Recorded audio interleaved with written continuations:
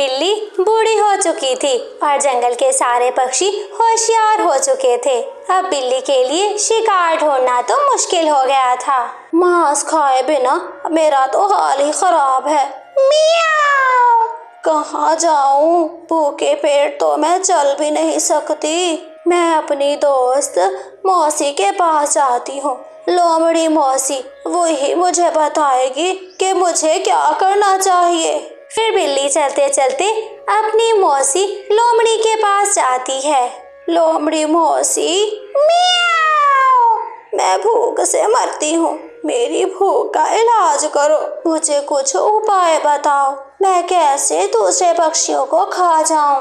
मेरी दोस्त, मैंने उम्र भर इस सोने के हार से शिकार किया है।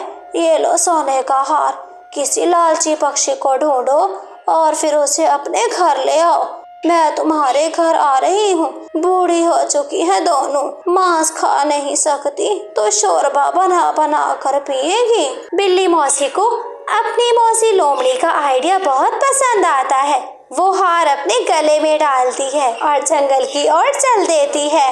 रास्ते में रानो चिड़िया बैठी थी, जो बिल्ली को देखकर दरख्त पर चढ़ जाती है। चिड़िया, मियाओ! चिड़िया बेटी, जरा मेरी बात तो सुन लो, जरा नीचे आओ। बिल्ली मौसी, आप यहीं से बोल लीजिए, मैं सुन सकती हूँ, मेरे कान हैं, बहरी थोड़ी ना हूँ। चिड़िया बेटी, ये मेरा सोने का हार है। मैं चाहती हूँ मरने से पहले ये सोने का हार तुम्हें दे दूं। मियाओ! मेरी सुंदर बेटी, ये हार तुझ पे कितना जचेगा। आकर अपनी मौसी से हार ले लो और उसे पहन कर दिखाओ। अगर आप मुझे हार देना चाहती हैं तो यही पत्थर पे रख दीजिए। आप जब जाओगी तब मैं उठा लूंगी। बिल्ली मौसी समझ जाती है कि इस चिड़िया पर मेहनत करना बेकार है। वो फिर चुप करके वहाँ से चली जाती है। चलते चलते उसे एक जगह तोती दिखाई देती है। मियाओ! हरे हरे रंग की तोती, क्या स्वाद होगा इसके मांस में। मैं इसी के पास जाकर इसी को फंसाती हूँ। फिर बिल्ली मौसी हरियाली के पास जाती है। हरियाली वहाँ पर बैठी अमरूद खा रही थी। हरियाली जब देखती है कि बिल्ली उसके पास आ रही है तो वो उठ बैठती है। दूर रहना, मेरे पास मत आना, मेरे पति को पता चल गया तो तुम्हारी हड्डी पसली एक कर देगा। तोती बेटी, ये देखो मेरा सोने का हार तो देखो, मैं यही देने आई हूँ। मैंने जंगल में देखा सबसे प्यारी सबसे सुंदर तो तोती है। मैं बूढ़ी बिल्ली अब तो मरने वाली हूँ। देखो ये सोने का हार तुम पहन लो, मैं खुशी खुशी मर जाऊंगी। अच्छा बिल्ली मौसी, तुझे मेरी इतनी परवाह है, एक काम कर, वो सामने एक बड़ा पत्थर है, उस पे रख दे हार, मैं उठा लूंगी। ऐसे कैसे दे दूं हार? अपनी मौसी को पहन कर नहीं दिखाओगी क्या?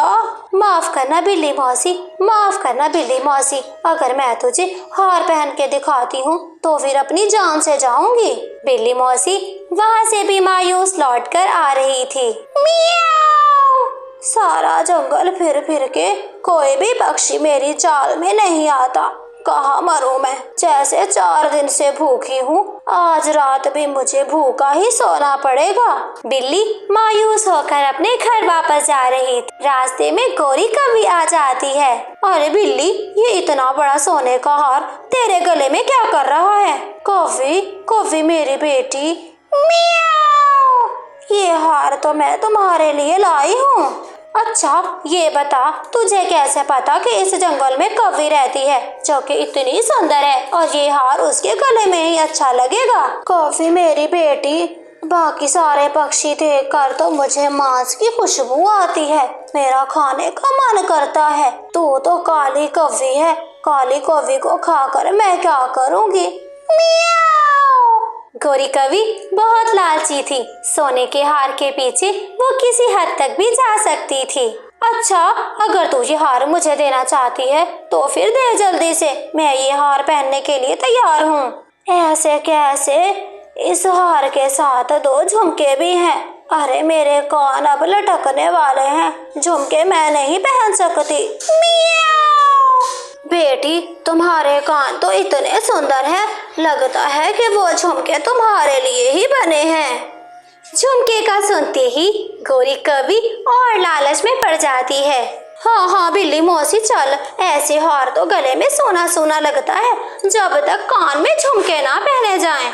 मेरी पोती कवि, मियाओ, जल्दी से मेरी पीठ पर बैठ जा, आज मैं सैर करवाती हूँ अपनी बेटी को। गौरी कवि बिल्ली की पीठ पर बैठ जाती है। बिल्ली चलते चलते उसको अपने घर ले जाती है। रास्ते में रानो चिड़िया रोक लेती है। गौरी बहन, तुम इस बिल्ली के साथ कहाँ जा रही हो? गौरी कवि हार की बात छुपाने के लिए जल्दी से बोलती है। चिड़िया, ये बिल्ली मेरी मौसी की, चाची की, नानी की, दादी की बहन है। चिड़िया समझ जाती है कि गौरी कवि तो लालची है, इसे भी वही हार का लालच है। गौरी बहन, मैं समझ रही हूँ तुम्हें हार का लालच है, मत जाओ इसके साथ, ये बिल्ली खूनखार है, ये तुम्हें खा जाएगी। भूखी बिल्ली काली तो क्या, गोरे पक्षी को भी नहीं छोड़ती है। चिड़िया चिड़िया, अब अगर बिल्ली मौसी मुझे अपना हार देना चाहती है तो तुझे क्या मसला है? कॉफी बेटी, मियाओ, ये तो चाहती थी मैं इसे दे दूं हार, पर मैं तो अपनी कॉफी बेटी को ढूंढ रही थी। समय नहीं है, शाम से पहले पहले घर पहुंचना है, वरना कोई चोर मेरे झुमके ले जाएगा। कवि ढीठों की तरह उसकी पीठ से नहीं उतरती। वो बिल्ली के घर जाती है। बिल्ली उसे घर के अंदर ले जाती है। कॉफी बेटी, यहाँ पर बैठो, मैं तुम्हारे खाने के लिए और साथ में सोने के झुमके लाती हूँ। बिल्ली अपनी दोस्त लोमड़ी को बुलाती है। लोमड़ी को देखकर गौरी कवि को थोड़ा सा शक होने लग जाता है। बिल्ली मौसी, अभी हार दो और झुमके भी, मुझे जल्दी अपने घर जाना है। मियाओ, ऐसे कैसे घर जाना है? गंदी काली कवि, मैं तुझे पीठ पर इसलिए बिठा कर लाई हूँ कि मेरा पेट भूखा था। फिर बिल्ली झपट पड़ती है। कवि, तू तो काफी सख्त जान है। मियाओ, तेरा मांस खाने में मजा नहीं होगा। ये देखो, मेरे तो दांत ही नहीं है। मियाओ। लोमड़ी मौसी, जल्दी से चूल्हा चढ़ाओ, मैं इसको मार कर आती हूँ तो सूप बनाकर पीती है दोनों। बिल्ली मौसी, मुझे जाने दो, मुझे पता है अगर मैं लालच ना करती। हाँ कालू जी, ये इतनी सारी जमीनें, इतने सारे पेड़, क्या ये सब कुछ हमारा है? दूर दूर तक जहाँ नजर जाती है सब कुछ हमारा है। कालू जी, ये इतनी सारी जमीनें तुम्हारे पास कैसे आई? कुछ मेरे पिताजी ने और कुछ मैंने गरीब पक्षियों से छीनी है। तुम चिंता मत करो, तुम्हारी शादी किसी ऐसे कौवे से नहीं हुई, एक जमींदार कौवे से हुई है। अब ये सब कुछ हमारा ही है। एक गरीब पक्षी धूप से बचाने के लिए गौरी कवि का छाता पकड़े हुए था। उसी मोहल्ले में एक गरीब मिठू तोता अपनी पत्नी के साथ रहता था। आज उसकी पत्नी का अमरूद खाने का मन कर रहा था। पति जी, आज इतने दिनों के बाद मेरा अमरूद खाने का मन कर रहा है, तुम कहीं से मीठा अमरूद तो ला दो। मैं अभी जाता हूँ और तुम्हारे लिए मीठा पका हुआ अमरूद लेकर आता हूँ, तब तक तुम घर की सफाई कर लो। मिठू तोता घर से बाहर जाता है। रास्ते में उसे एक अमरूद का पेड़ दिखाई देता है। मिठू तोता जानता था ये पेड़ कौवों का है। मैं यहाँ से एक अमरूद तोड़ लेता हूँ, बाद में कौवे को बता दूंगा। अमरूद तोड़ने से पहले मिठू तोता इधर उधर देखता है। खेत में तो कालू कौवा कहीं नजर नहीं आ रहा था। मिठू तोता जैसे ही अमरूद तोड़ता है, गौरी कवि वहाँ आ जाती है। गंदी मोटी चोंच वाला तोता, तू मेरे बाग में बैठ के चोरी कर रहा है।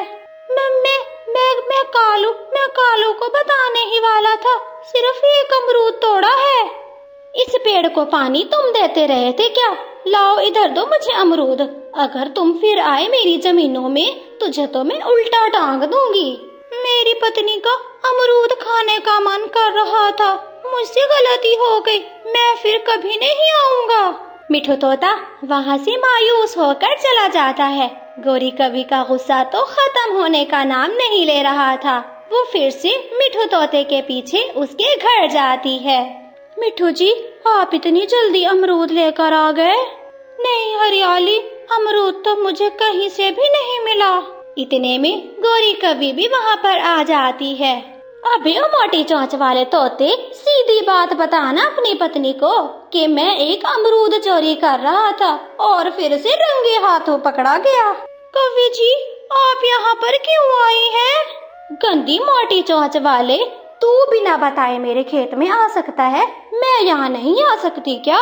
जरा इस ढीठ से देखो तो सही कैसे पूछता है। अब तुम क्यों आई हो? इस ढीठ की बात तो चेक करो, आगे से पूछता है तुम क्यों आई हो? मिठू तोते को उसकी पत्नी हरियाली के सामने बेइज्जत करके गौरी कवि का गुस्सा ठंडा हो जाता है। मिठू जी, क्या जरूरत थी चोरी करने की और खुद को इतना बेइज्जत करवाने की? शर्मिंदा मिठू तोता चुप करके ही बैठा रहता है। अभी कुछ दिन ही गुजरे थे। कबूतर की बकरी, जिसका नाम स्वीटो था, वो घास चरते चरते कालू के खेत में चली जाती है। कालू और गौरी अपने खेत में एक पेड़ से लटके हुए झूले पर झूला झूल रहे थे। गौरी, वो देखो सामने बकरी हमारा खेत खराब कर रही है। रामो रामो, इधर आओ, जल्दी से इस बकरी को पकड़ लो। कालू कौवा अपने मुलाजिम से कहकर कबूतर की वो बकरी पकड़वा लेता है। इस गंदी बकरी को पेड़ से बांध दो, 2 दिन भूखा प्यासा इसको रखना है। भूखी प्यासी रहेगी, इसका दिमाग ठिकाने लग जाएगा। सुनो, ना इसको पानी देना, ना इसको घास देना। भूखी रहेगी तो इसको मेरे खेत में आने की अच्छी सजा मिल जाएगी। कौवा बहुत जालिम जमींदार था। वो पक्षी तो दूर की बात, किसी जानवर को भी माफ नहीं करता था। चिड़िया, मेरी बकरी सुबह से नहीं मिल रही, क्या तुमने देखा है कहीं मेरी बकरी को? कबूतर भैया, कल जब मैं अपनी गाय के लिए घास लेने जा रही थी तो आपकी बकरी उस कालू कौवे के खेत में जा रही थी। मैंने उसे 2 बार रोका भी था, पर वो भाग गई। कहीं मेरी बकरी उन कौवों के खेत में ना चली गई हो। कबूतर जल्दी जल्दी से कौवों के खेत में जाता है। तुम्हारी बकरी खेत के अंदर घुस गई थी, उसने घास भी खाया था और साथ में फसल भी उजाड़ डाली थी। इसे कौवे मालिक ने बांध के रखा है। फिर कबूतर वहाँ से कौवों की हवेली जाता है। साहिब, गलती हो गई, आज के बाद मेरी बकरी कभी आपके खेत में नहीं आएगी। बस इस बार माफ कर दीजिए, उसे आजाद कर दीजिए। ऐसे कैसे छोड़ दें? तुम्हारी बकरी ने हमारी फसल खराब की है। अरे 2-3 दिन भूखा रखेंगे तो इसकी अकल ठिकाने आएगी। फिर जब अगली बार तुम इसकी रस्सी खोलोगे हर जगह जाएगी, पर गौरी कौवे के खेत में नहीं आएगी। कौवे कबूतर की बकरी को नहीं छोड़ते। फिर 2 दिन गुजर जाते हैं। दूसरे दिन की शाम को बकरी भूख से मर जाती है। मालिक, वो बकरी भूख से मर गई है। अरे मरती है तो मर जाए, इसमें हमारा क्या? हमारी फसल खराब की है, हमने भी हिसाब बराबर तो करना ही था। हाँ, जाकर बता दो उस कबूतर को कि तुम्हारी बकरी मर गई है। मेरी बकरी मार दी, उस जालिम कौवों ने मेरी बकरी मुझसे छीन ली। हौसला रखें कबूतर भैया, ऊपर वाला सब देख रहा है। ऊपर वाला इनके साथ हिसाब जरूर करेगा। वो जालिम कौवे किसी की गलती को भी माफ नहीं करते थे। चिड़िया की बेटी गुड़िया अपनी गाय को घास खिला रही थी। वहाँ पर तितली आ जाती है। गुड़िया का ध्यान बट जाता है। वो तितली के पीछे उड़ जाती है। चिड़िया अभी बहुत छोटी थी, उसे क्या पता कि सामने जालिम कौवों का खेत है। गाय की रस्सी छूट जाती है। गाय घास खाती खाती कौवों के खेत में चली जाती है। कालू का नौकर गाय को देखकर सीधा कौवों को खबर करता है। मालिक, खेत में गाय है। कालू पति जी, ये पक्षियों का तो रोज का काम है, कभी गाय भेज देते हैं तो कभी बकरी भेज देते हैं। आज मैं ऐसा काम करूँगा कि किसी का कोई जानवर मेरे खेत में नहीं। मेरी बकरी मार दी, उस जालिम कौवों ने मेरी बकरी मुझसे छीन ली। हौसला रखें कबूतर भैया, ऊपर वाला सब देख रहा है। ऊपर वाला इनके साथ हिसाब जरूर करेगा। वो जालिम कौवे किसी की गलती को भी माफ नहीं करते थे। चिड़िया की बेटी गुड़िया अपनी गाय को घास खिला रही थी। वहाँ पर तितली आ जाती है। गुड़िया का ध्यान बट जाता है। वो तितली के पीछे उड़ जाती है। चिड़िया अभी बहुत छोटी थी, उसे क्या पता कि सामने जालिम कौवों का खेत है। गाय की रस्सी छूट जाती है। गाय घास खाती खाती कौवों के खेत में चली जाती है। कालू का नौकर गाय को देखकर सीधा कौवों को खबर करता है। मालिक मालिक, खेत में गाय है। कालू पति जी, ये पक्षियों का तो रोज का काम है, कभी गाय भेज देते हैं तो कभी बकरी भेज देते हैं। आज मैं ऐसा काम करूँगा कि किसी का कोई जानवर मेरे खेत में नहीं आएगा। कालू कौवा कुल्हाड़ा लेकर जाता है। वो एक ही वार से उस गाय की टांग काट देता है। गाय गिर जाती है, फिर उठती है, लंगड़ाती हुई वहाँ से चली जाती है। चिड़िया घर से बाहर निकलती है। वो देखती है कि उसकी गाय की एक टांग नहीं है, वो खून में लथपथ है। मेरी गाय का ये हाल किसने कर दिया? किस जालिम ने मेरी गाय की टांग काट दी? गंदी चिड़िया, शुक्र करो कि अभी एक टांग काटी है। शुक्र से मेरे पति ने इसकी गर्दन नहीं काट दी। शुक्र करो चिड़िया कि अभी मेरे पति ने एक टांग काटी है, गर्दन भी काट सकता था। जालिम कवि, इससे तो अच्छा था कि तुम इसकी गर्दन ही काट देते। अब ये कैसे जिएगी, कैसे चलेगी? कितना दर्द हो रहा है इसे। तुम इसका दर्द महसूस कर सकती हो क्या? मेरे सामने रोने धोने की जरूरत नहीं है। अगर अगली बार तुम्हारी गाय हमारे खेत में आई तो सीधा वार गर्दन पे करेंगे। अब जुल्म हद से बढ़ गया था। वो कहते हैं ना कि जब जुल्म हद से बढ़ जाता है तो फिर खत्म हो जाता है। चिड़िया अपनी गाय को पट्टी करती है और फिर कुछ दिनों के बाद जख्म ठीक हो जाता है। चिड़िया एक लकड़ी की टांग बनाती है, अपनी गाय को वो लगा देती है। गाय दौड़ तो नहीं सकती थी, पर थोड़ी सी चल फिर सकती थी। बरसात का मौसम था, बहुत तेज बारिश शुरू हो जाती है। बारिश तेज से तेज हो जाती है। कुछ ही लम्हों में उस कौवे के खेत में पानी ही पानी होता है। कालू जी, अगर ऐसी ही बारिश रहेगी तो फिर सब मिनटों में खत्म हो जाएगा। जंगल के सब पक्षी जानवर मुझसे डरते हैं, पर मैं इन बादलों का कुछ नहीं कर सकता। बस यही कर सकता हूँ कि अपनी फसल का पानी नदी में निकाल दूं। फिर कालू अपने नौकर के साथ खेत में जाता है। अपने खेत का पानी नदी में निकालना शुरू कर देता है। पानी से एक खतरनाक सांप निकलता है। वो कालू कौवे को डस लेता है। कालू कौवा वहीं बेहोश होकर नदी में गिर जाता है। नदी के पानी का बहाव बहुत तेज था। कालू कौवा बहता ही जा रहा था। उसका नौकर ये सब देख रहा था, परंतु वो कुछ भी नहीं कर पा रहा था। हाय ऊपर वाले, मैं तो लुट गई, मैं बर्बाद हो गई। ये बारिश मेरा सब कुछ खा गई, मेरे खेत, मेरी फसलें और मेरा पति। बारिश कई दिन तक जारी रहती है। फिर आखिर एक दिन बारिश खत्म हो जाती है। खेत सब कुछ उजड़ चुके थे। उस उजड़े हुए खेत में गोरी कौवी बैठी रो रही थी।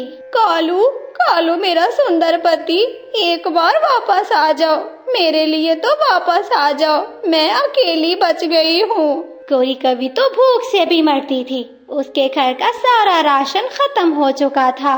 भूख से बेहाल और मजबूर गोरी कौवी तोते के घर जाती है।